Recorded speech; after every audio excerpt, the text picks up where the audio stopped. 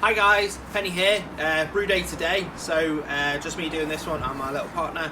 So we are doing true to style black lager. So we have the grain here, and we have the hops and the yeast, and it's all ready to go. So come closer, have a quick discussion about this and we'll crack on.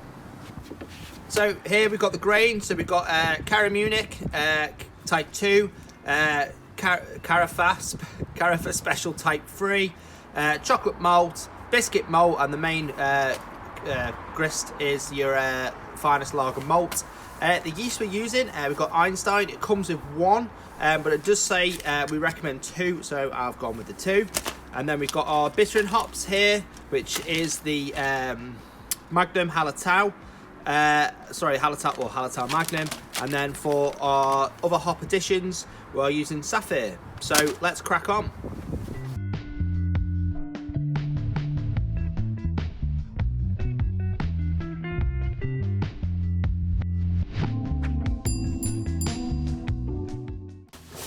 Hi guys, so Penny here. So finished the brew day, and we're actually 2 days down the line. So I decided to pressure ferment it. It's got the spunding valve there, set it at 15. I can actually hear a hissing sound, obviously as it's burping out all the CO2. But as you can see, it's gone well. It's gone actually really well. So we'll get a little zoom in. It's popping away quite nicely in there. And when you look closely, you can see that yeast floating all over the place. So cannot wait to taste this.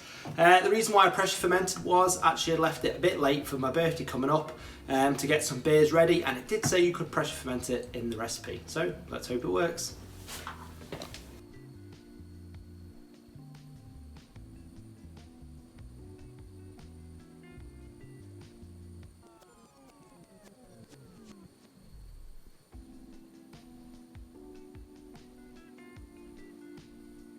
Hi guys, I'm Mark. I'm Penny. And we are the Oyster Boys, and we're back again. It feels like a while since we've done an outdoor review. I know, it's getting to the season, isn't it? So hopefully a lot more lighter beers coming out the way, but yeah, this is, I think, dark one. Finishing off the cold season with a nice dark beer. A nice dark beer.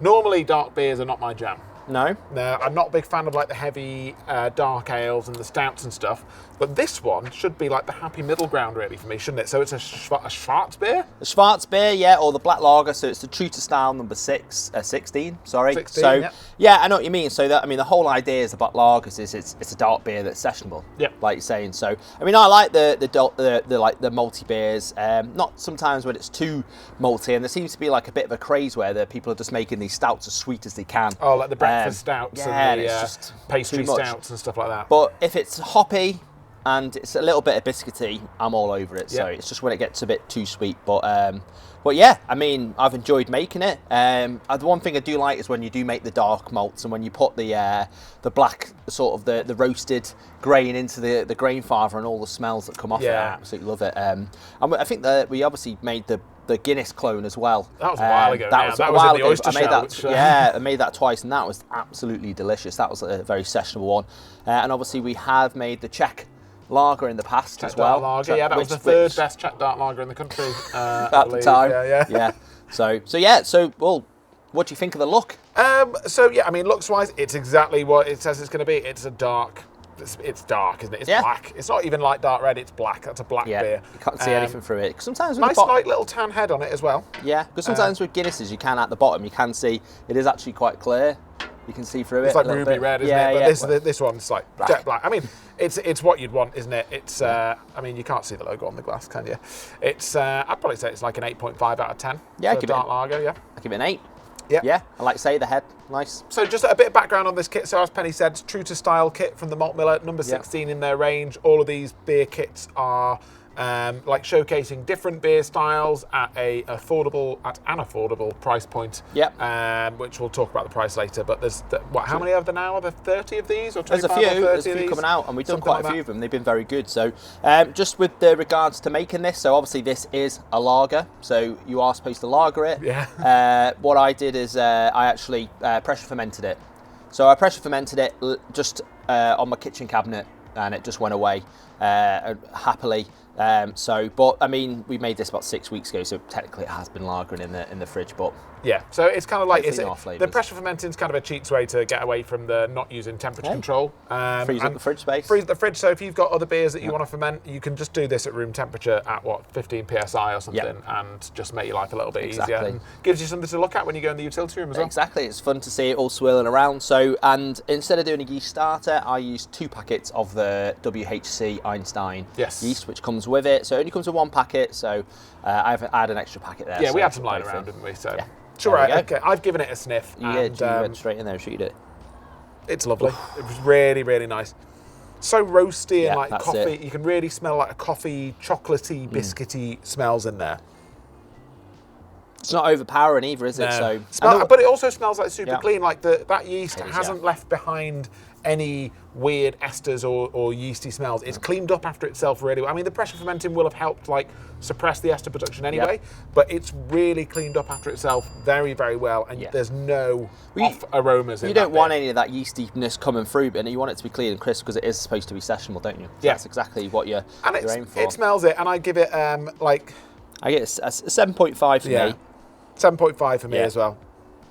And so there wasn't much hops that went into it. I mean, obviously it's a lager. There was some bitter and hops. Bitter and hops. There was, I think Magnum was bittering, and then there was a few additions through the boil of Sapphire. So, yeah, nice and easy. Should we get it in and give it a taste? There we go. Cheers. Cheers. Cheers. Cheers. Cheers.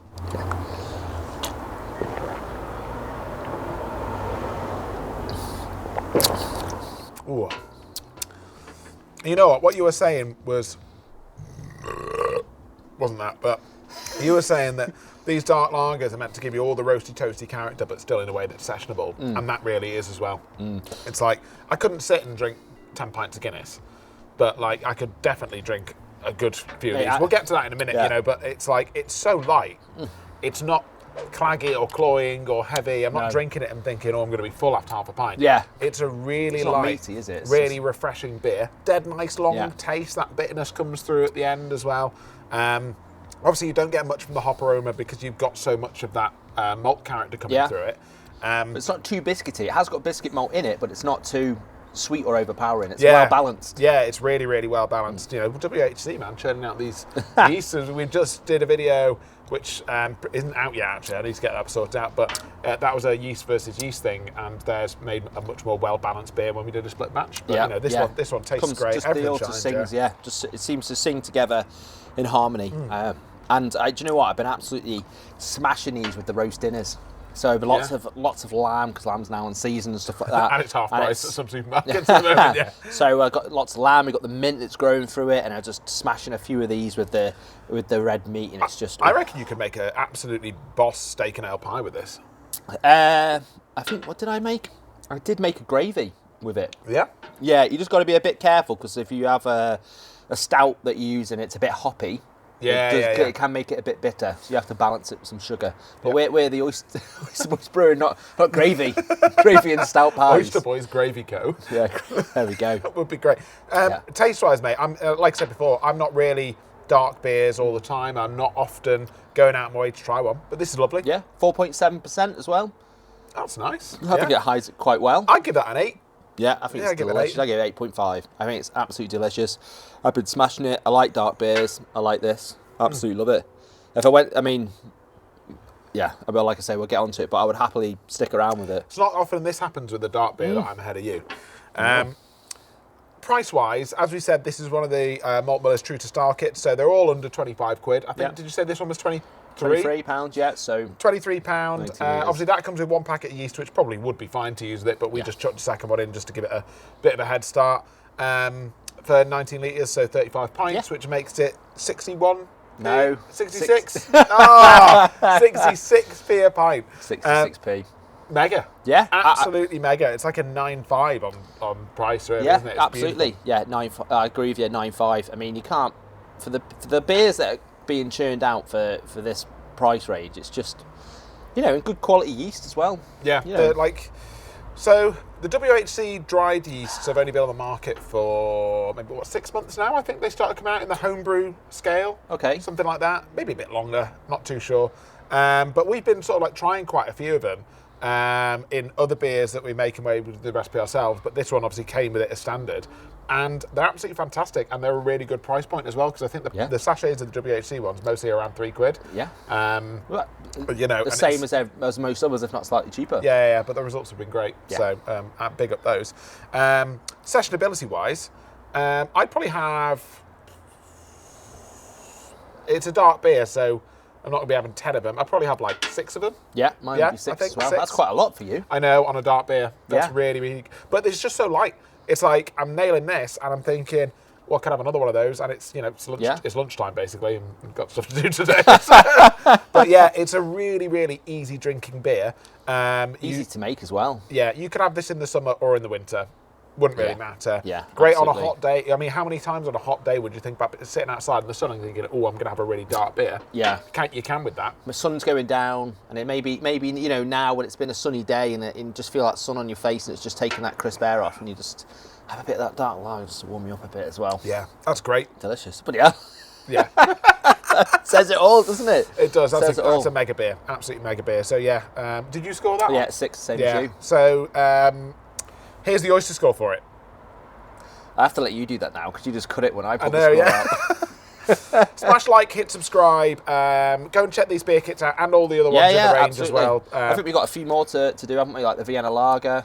The alt beer. The alt beer. We've got the alt beer to do as well, and then there's more in that range that we can do. We've done a few of them already. I might make a playlist just about the True to Style ones and put it up here or down there, wherever it goes. And they're obviously going to do a few tests with the WHC as well, haven't we? So I'm going to do the True to Style yeast versus yeast with the wheat beer. So they've got banana split versus I think it comes with the Mangroves Jack. Bavarian wheat yeast. So yeah, we'll do a few combinations and stuff like that. Scotch egg repeating on me again, mate. Who eats Scotch eggs? It was a chorizo Scotch egg with a really soft yolk. It was delicious, mate. From the deli bit. That's why you were waiting to come here. For breakfast. Right, catch you on the next one, guys. Smash like, hit subscribe. Oysters out.